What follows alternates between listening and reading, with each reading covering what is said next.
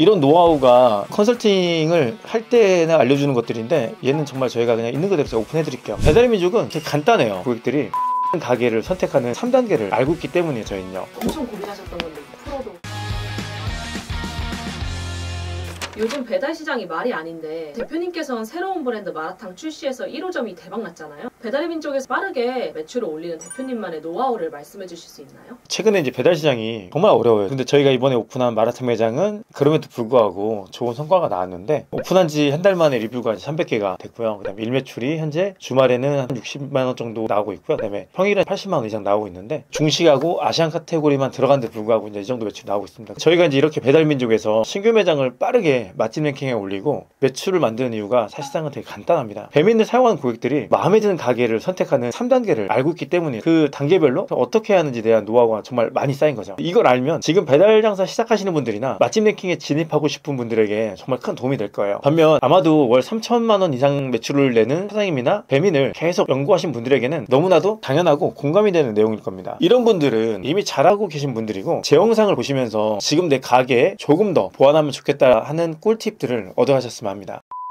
배달의 민족은 되게 간단해요. 고객이 우리 가게에 주문을 하기까지 3단계로 나눠져 있어요. 노출, 클릭, 주문. 그 단계별로 어떻게 설득해야 하는지를 알면 됩니다. 제가 하나씩 설명해 드릴 텐데요. 2단계, 3단계로 갈수록 어려워지니까 정말 끝까지 집중하셔야 합니다. 첫 번째는 노출입니다. 제가 사실 너무나 말을 많이 했기 때문에 이것은 제가 참고 영상을 링크를 걸어 놓겠습니다. 두 번째는 클릭이에요. 노출을 시켰으면 그 다음은 우리 매장이 선택돼야 하잖아요. 아마 이 영상을 보시는 분들은 배민 광고를 어느 정도 다룰 수 있는 분들이라 생각합니다. 그런데 세팅만 할 줄 알지 그 안에서 우리 매장을 돋보이게 할 수 있는 사람들은 그렇게 많지 않을 겁니다. 지금부터 우리 매장이 선택될 수 있도록 돋보이게 만드는 3가지 방법을 말씀드리겠습니다. 첫 번째는 로고 바꾸기예요. 배민 어플에서 보여주는 로고는 매장의 간판이에요. 그럼 좋은 로고는 무엇일까요? 배민에서 말하는 눈에 잘 들어오고 신뢰감을 주는 그런 느낌의 로고일까요? 저는 아니라고 생각합니다. 좋은 로고는 경쟁사보다 매력적인 로고여야 돼요. 배민에서 좋은 예시라고 보여준 로고를 보겠습니다. 로고에 음식 사진도 있고 색깔도 튀어서 눈에 잘 들어오잖아요. 그런데 만약 모든 라면집이 이런 로고 색깔에 음식 사진이 있으면 과연 좋은 로고라고 볼 수 있을까요? 결국 남들과 다른 차별점이 핵심입니다.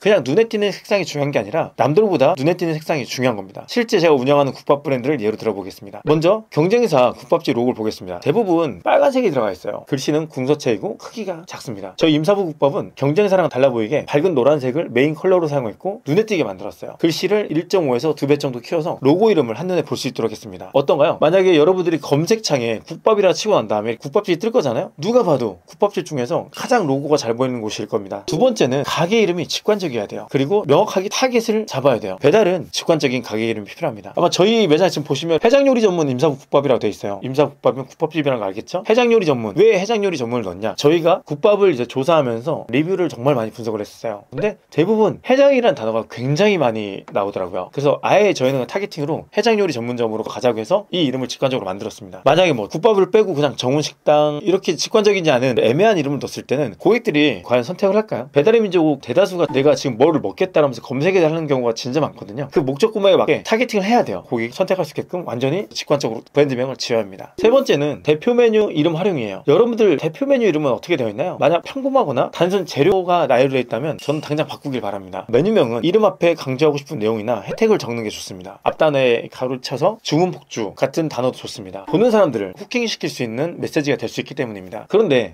나는 이미 주문 폭주, 재주문 1위 등 이런 단어를 쓰고 있는데 라는 생각이 드신 분이라면 아까 말씀드린 경쟁자와의 차별점이 있는가를 따져보셔야 돼요. 내 경쟁자들이 모두 주문 폭주라는 단어를 적었다면 여러분은 재주문율 90%, 주문수 1위 등의 다른 문구를 한번 적어보세요. 자극적인 문구도 모두가 사용하는 순간 평범해질 수밖에 없습니다. 대표님 혹시 사용했던 이런 대표 메뉴 문구 중에 가장 직관적이고 반응이 좋았던 게 있나요? 저희는 지금도 새로 오픈한 매장들 있잖아요. 가로 열고 무료 배달 가로 닫고 그다음에 이제 메뉴명을 집어넣습니다. 고객들이 스크롤할 때 거기 멈춰요. 무료 배달이니까 당연히 찍게 돼요. 직관적으로 바로 볼 수 있기 때문에 들어가서 보게 되는 거죠. 마지막 단계는 주문입니다. 광고로 노출하고 매력적인 사진과 문구로 클릭을 유도했다면 이제는 주문으로 이어지게끔 만들어야 합니다. 배민에서 보여주는 모든 영역을 전부 채우셔야 돼요. 첫 번째 가게 소개, 두 번째 메뉴 사진, 사장님 공지, 사장님 한마디, 주문 안내, 원산지까지 다 꼼꼼하게 채웠는데 이것도 굉장히 매력적으로 보이게 작성하셔야 합니다. 혹시 이것들을 되게 잘 쓴 가게 예시를 말해주실 수 있나요? 최근에 마라탕 오픈한 걸 제가 보여드릴게요. 엄청 고민하셨던 건데 이거 풀어도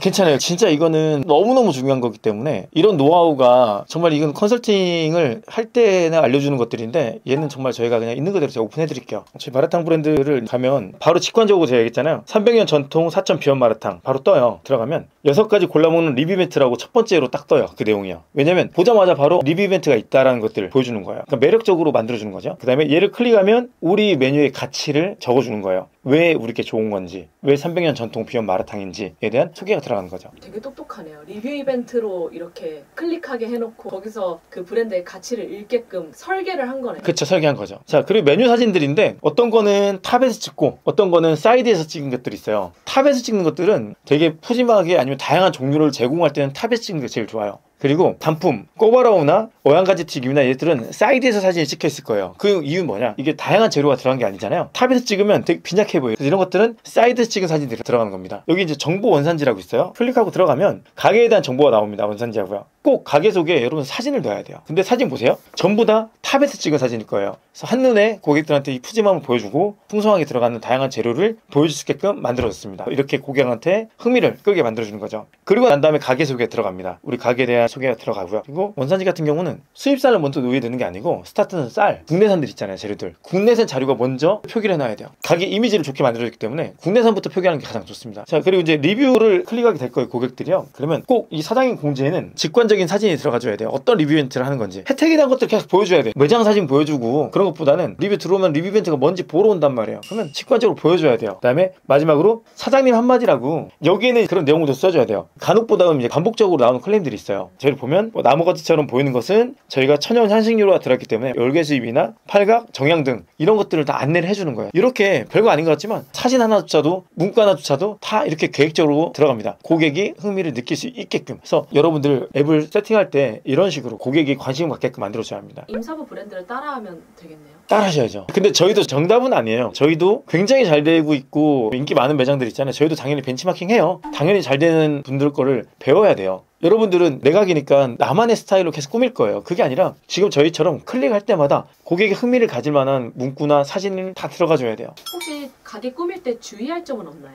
아마 저희 브랜드 보면 모든 용기가 검정색이에요. 왜 검정색 쓰냐? 지저분한 것들 있잖아요. 이런 것들이 잘 보이지가 않기 때문이에요. 고객들은 사진 리뷰를 보고 주문하는 경우가 많아요. 흰 용기 같은 경우는 뭐가 붙거나 흰 용기는 다 티가 나요. 그래서 여러분들 되도록이면 검정 용기 쓰세요. 흰 용기는 홀 매장에서 흰 용기 쓰셔야 하고요. 흰 용기 같은 경우가 홀 매장에서 플레이팅하면 굉장히 이쁘게 깔끔하게 나와요. 검정 용기는 손에 이제 손기름 있잖아요. 지문도 되게 잘 묻고 그런데 그래서 검정 용기보다 흰 용기를 홀에서 많이 추천해드리고 배달은 전 검정 용기는 굉장히 추천해드립니다. 네, 오늘 이렇게 배달 플랫폼에서 매출을 높이기 위한 3단계를 살펴봤습니다. 오늘 정말 중요한 핵심은 그냥 다 가게를 열심히 꾸미는 게 아니라 경쟁사보다 매력적으로 꾸미는 겁니다. 그리고 잘 되는 경쟁사는 꼭 참고하시고요. 오늘 이 영상을 끝까지 보신 만큼 이번 주에 로고나 메뉴명 한 개만이라도 경쟁사들과의 차별화되는 것으로 변경해 보시기 바랍니다. 그럼 저는 다음에도 장사에 도움되는 정보로 찾아뵙겠습니다. 감사합니다. 장상 임사부였습니다.